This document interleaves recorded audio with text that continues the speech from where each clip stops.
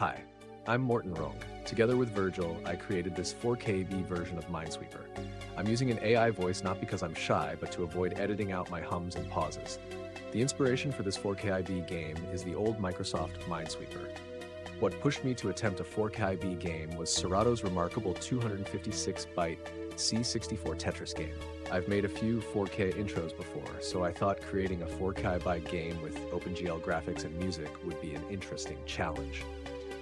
I always enjoyed Minesweeper, especially the small puzzles, so I changed the rules to make the board small and added a time factor to the game. There are 16 bombs on a 12x12 board, which means it's usually simple to solve, but tricky boards are possible. You may end up in an ambiguous situation, but it's often possible to solve using the board and the info at the bottom of the screen. You start the game with 1,000 points, which tick down. You carry over the remaining points when finishing a board, so it's good to be quick and precise. If you hit a bomb, the game is over and you get your final score.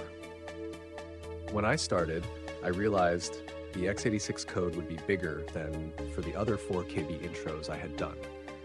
I thought I could optimize with assembler, but I only managed to save some bytes with assembler code. I was more successful by rewriting the OpenGL shader. A better x86 programmer could probably save more bytes. I use uniform arrays to send the game state to the shader, which is probably why the GPU load is high on low-tier graphics cards. Arrays are bad for performance but good for space. With more time, I could rewrite to use a texture instead. Mid-tier NVIDIA cards seem to optimize array access. Thanks to Virgill for the music, thanks to Pestis for Sointu, thanks to Rune Stubbe and Aske Christensen for Crinkler, thanks to Laurent Brun for shader Minifier. I use these tools to minimize the shaders and the final size. Props to Serato for his amazing 256-byte Tetris game on C64. Minesweeper source code is available on GitHub for those interested.